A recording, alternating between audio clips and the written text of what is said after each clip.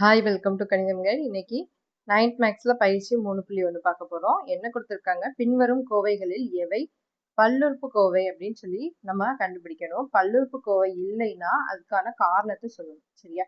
First இது பாருங்க, 1/x² plus 3x minus 4ன்னு கொடுத்துருக்காங்க. சரிங்களா? இதை வந்து எப்படி எழுதலாம்னா, இந்த x² இருக்கு பார்த்தீங்களா, இதை அப்படி மேலே கொண்டு வந்து எழுத போறோம். சரிங்களா? மேலே கொண்டு வரும்போது இங்க என்னது அடையாளம் வந்து மாறும், அடுக்கோட அடையாளம் வந்து மாறும். சரிங்களா? பிளஸ்ல இருந்ததுன்னா மைனஸ்ல வரும், மைனஸ்ல இருந்துச்சுன்னா பிளஸ்ல வரும். சரியா?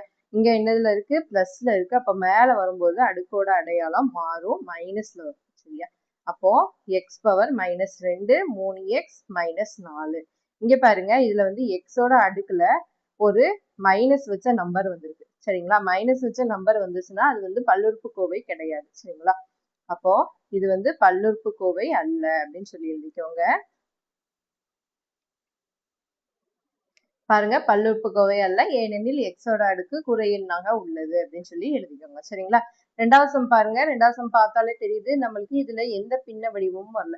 இங்க ஃபர்ஸ்ட் இதுல பின்ன வடிவம் வந்திருக்கு, அதனால மாத்திட்டு எழுதணும். சரிங்களா? இங்க எந்த பின்ன வடிவமுமே வரல, அதனால நீங்க உள்ள கொண்டு போய் பெருக்கி எழுதுனீங்கன்னாலும் நம்மளுக்கு என்னதான் வரும், பல்லுறுப்புக்கோவைன்னு தான் வரும். சரிங்களா? வேணா உள்ள கொண்டு போய் பெருக்கினாலும் எழுதிக்கோங்க. ஃபர்ஸ்ட் இதை பெருக்கணும், அடுத்து இதை வச்சு இதை பெருக்கணும். பெருக்குனீங்கன்னா x² இன்ட்டு எக்ஸ் வந்து x³ வரும்.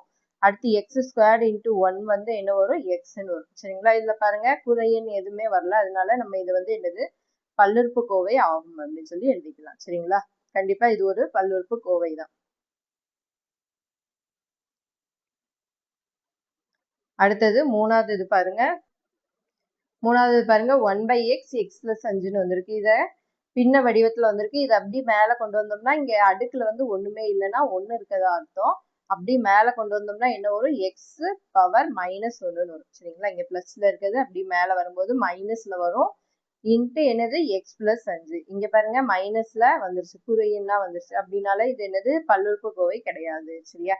அப்ப எழுதிக்கோங்க.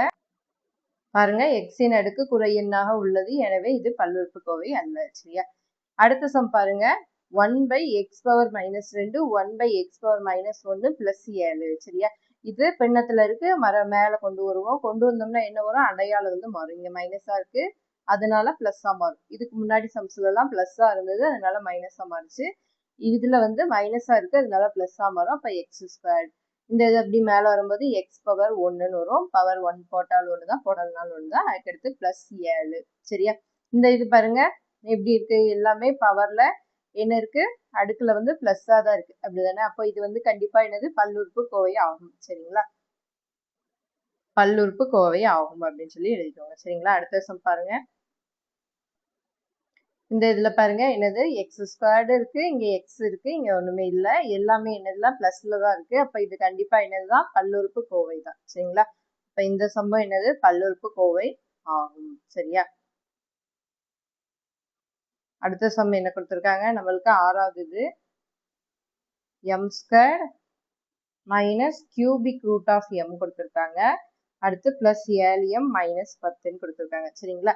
இந்த இதுல ஒண்ணே ஒண்ணு மட்டும் மாறுபடுது, என்னது கியூபிக் ரூட் ஆஃப் m. இதை வந்து அடுக்கு வடிவத்துல எழுதும் போது நம்ம எப்படி எழுதுவோம், m-இன் அடுக்கு 1/3 எழுதுவோம். ஸ்கொயர் ரூட் ஆஃப் m கொடுத்திருந்தாங்கன்னா என்ன எழுதுவோம், m பவர் 1/2ன்னு எழுதுவோம். இங்க 2 இருக்கதா அர்த்தம், ஒண்ணுமே கொடுக்கலைன்னா. கியூபிக் ரூட் கொடுத்தாங்கன்னா, கியூபிக் ரூட் ஆஃப் m-ன்னு கொடுத்திருந்தாங்கன்னா நம்ம என்ன எழுதுவோம்னா, m-இன் அடுக்கு 1/3. இங்க என்ன நம்பர் இருக்கோ அது அப்படி இங்க பின்ன வடிவத்துல எழுதணும். சரியா? இப்ப இந்த இதுல என்ன வரும், -m, அதோட அடுக்குல 1/3ன்னு வரும், பிளஸ் இங்க 7m மைனஸ் 10. இந்த இதுல பாருங்க, இதோட அடுக்குல என்னது பின்ன வடிவத்துல வந்திருக்கு. பின்ன வடிவத்துல வந்துச்சுன்னா இது வந்து என்னது பல்லுறுப்புக்கோவை கிடையாது. சரியா?